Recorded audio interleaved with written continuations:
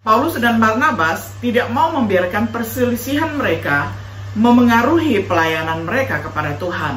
Mereka tidak setuju, tetapi mereka berdua terus melayani Tuhan.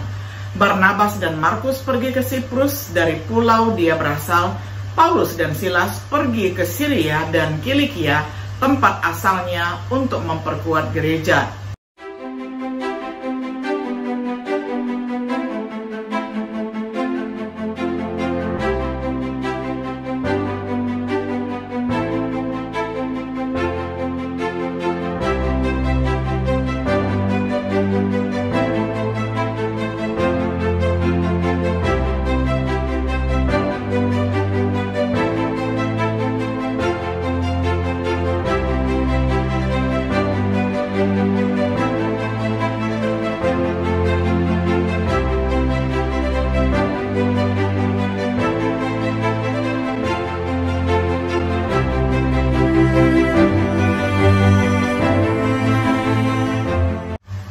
Shalom, sahabat Biblika yang dikasih oleh Tuhan.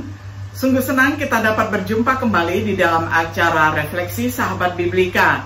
Pada hari ini kita tiba pada episode yang ke-43 di dalam serial pembahasan kitab Kisah Para Rasul dengan tema Perpecahan Tim. Kita akan membaca bersama firman Tuhan dari Kisah Para Rasul pasal 15 ayat 36 sampai 41. Saya akan bacakan untuk kita semuanya di dalam terjemahan sederhana Indonesia. Beberapa hari kemudian, Paulus berkata kepada Barnabas, "Mari kita mengunjungi saudara-saudari seiman di setiap kota di mana kita pernah memberitakan kabar keselamatan, supaya kita mengetahui keadaan mereka." Barnabas setuju, tetapi dia ingin kembali mengajak Markus yang juga disebut Yohanes untuk ikut bersama mereka lagi. Namun Paulus tidak mau membawa dia, karena Markus pernah meninggalkan pekerjaan pelayanan mereka di Pamfilia. Karena hal itu, terjadilah perselisihan tajam antara Paulus dan Barnabas, sehingga mereka berpisah. Barnabas mengajak Markus dan naik kapal ke pulau Siprus. Tetapi Paulus memilih Silas. Lalu mereka berangkat sesudah saudara-saudari seiman di Antioquia mendoakan mereka agar selalu disertai oleh kebaikan Allah. Lalu Paulus dan Silas mengunjungi seluruh provinsi Syria dan Kilikia serta menguatkan keyakinan jemaat-jemaat yang ada di sana. Sampai semikian jauh pembacaan firman Tuhan dari kitab Kisah Para Rasul pasal 15 ayat 36 sampai 41. Sahabat Biblika yang dikasih oleh Tuhan, setelah kontroversi tentang sunat, konflik lain segera menyusul. Saat Paulus dan Barnabas bersiap untuk perjalanan misi lainnya, tentang apakah akan membawa Yohanes Markus bersama mereka. Perselisihan antara Paulus dan Barnabas begitu tajam yang menyebabkan mereka berpisah rombongan. Barnabas memilih membawa Yohanes Markus dan Paulus memilih membawa Silas. Awalnya mungkin tampak bahwa peristiwa ini akan menghalangi pekerjaan Kristus, tetapi pepatah berkata, semua baik-baik saja yang berakhir dengan baik. Tentu berlaku di sini, karena kita memperhatikan semua yang pada akhirnya diungkapkan dalam kitab suci. Yang pertama, pertanyaan untuk diperhatikan, siapakah Yohanes Markus? Yohanes Markus adalah anaknya Maria, dapat dibaca di dalam Kisah Para Rasul pasal 12 ayat 12. Maria yang memiliki rumah di Yerusalem, tempat banyak orang berkumpul untuk berdoa bagi Petrus waktu dia ditangkap. Beberapa cendekiawan percaya bahwa itu mungkin tempat perjamuan terakhir dirayakan. Keponakan Barnabas diidentifikasi seperti itu oleh Paulus di dalam suratnya King James Version, menyebutnya putra saudara perempuan Barnabas, yaitu keponakan. Jadi Barnabas ini memiliki kemenakan atau keponakan yang bernama Yohanes Markus. Dia pernah melayani sebagai asisten Barnabas dan Saulus. Dapat dibaca di dalam Kisah Para Rasul 12 ayat 25, kemudian pasal 13 ayat 5. bergabung dengan mereka saat mereka kembali dari Yerusalem ke Antiokhia, pergi bersama mereka saat mereka memulai perjalanan misi pertama mereka. Apa yang Yohanes Markus lakukan? Yohanes Markus pada saat itu meninggalkan Paulus dan Barnabas di tengah perjalanan misi. Banyak sarjana teologi berspekulasi tentang alasannya, namun Lukas tidak memberikan alasannya, yang kemudian menyebabkan keretakan hubungan dan kerjasama antara Paulus dan Barnabas. Paulus tidak mau Yohanes Markus bergabung dengan mereka di dalam perjalanan misi kedua. Barnabas bersikeras untuk membawanya bersama mereka. Jadi Paulus pergi dengan Silas dan Barnabas dengan Yohanes Markus.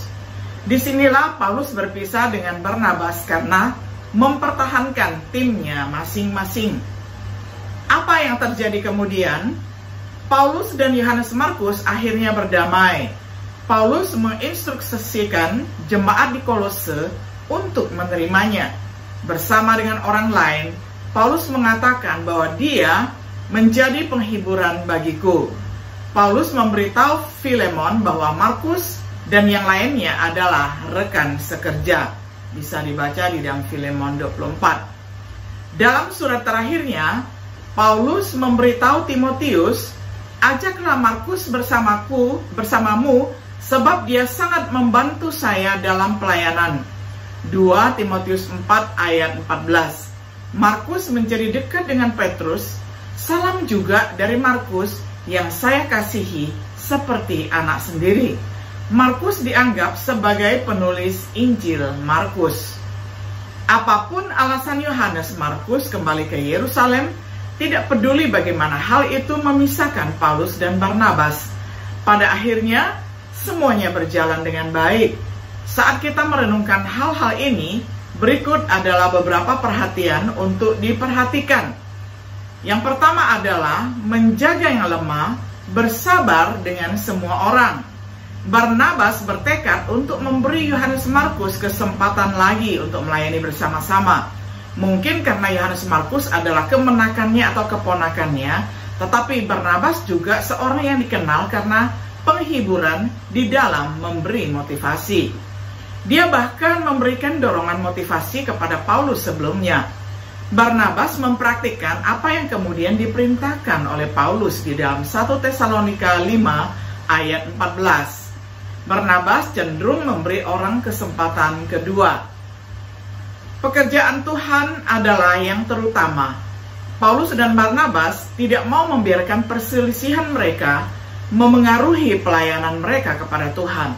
Mereka tidak setuju, tetapi mereka berdua terus melayani Tuhan.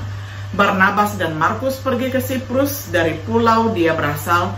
Paulus dan Silas pergi ke Syria dan Kilikia, tempat asalnya, untuk memperkuat gereja. Perselisihan dengan saudara bukanlah alasan untuk berhenti melayani Tuhan. Jangan pernah menyerah untuk mencoba. Yohanes Markus bisa saja membiarkan kegagalan awalnya membuatnya putus asa, tetapi dia tidak membiarkan kegagalan menghentikan pelayanannya sendiri kepada Tuhan. Dia memanfaatkan kesempatan lain untuk melayani Tuhan. Membuat kesalahan bukanlah alasan untuk menyerah atau berusaha lagi untuk melayani Tuhan. Tidak memiliki dendam. Paulus bersedia mengakui kegunaan Markus di kemudian hari, dapat dibaca di dalam Kolose 4 ayat 10 sampai 11, 2 Timotius 4 ayat 11. Beberapa orang menolak untuk memaafkan mereka yang mengecewakan mereka. Bukan demikian halnya Paulus. Dia memberikan penghargaan di tempat yang tepat, memuji mereka yang bersedia bergabung kembali. Akhir lebih baik daripada awal. Markus menjadi berguna bagi Rasul Paulus dan juga Rasul Petrus. Dia bahkan menjadi berguna bagi kita hari ini dalam menulis surat Markus. Akhir suatu hal lebih baik daripada awalnya. Panjang sabar lebih baik daripada tinggi hati. Inilah nasihat Pengkhotbah pasal 7 ayat 8. Sukses diukur dari bagaimana kita menyelesaikan, bukan bagaimana kita memulai. Sebagai kesimpulan, Segalanya menjadi baik bagi Yohanes Markus, meskipun sempat mengecewakan Rasul Paulus yang menyebabkan pecahnya tim misi Paulus dan Barnabas. Namun pada akhirnya, kisah perpecahan yang disebabkan oleh Yohanes Markus menjadi salah satu penyemangat di dalam pelayanan bersama bagi kerajaan Allah. Bagaimana kegagalan kita berubah menjadi kesuksesan? Betapa tidak, ada yang menghalangi kita untuk berusaha melayani Tuhan. Jangan biarkan kegagalan kita di masa lalu menghalangi kita untuk melayani Tuhan dan gerejanya di masa sekarang. Sahabat Biblika yang dikasihi oleh Tuhan, dengan bersabar dan dengan memberi kesempatan yang kedua kepada orang yang pernah gagal di dalam pelayanan, kita akan menghindari perpecahan tim. Sehingga dengan demikian kita boleh belajar menjadi pemimpin yang senantiasa mengarahkan pandangan, visi, dan masa depan bagi kerajaan Allah yang sudah Tuhan Yesus izinkan bagi kita semua untuk menjadi rekan kerjanya. Kiranya Tuhan Yesus yang empunya kerajaan surga senantiasa menyertai dan memberkati kita semuanya. Shalom.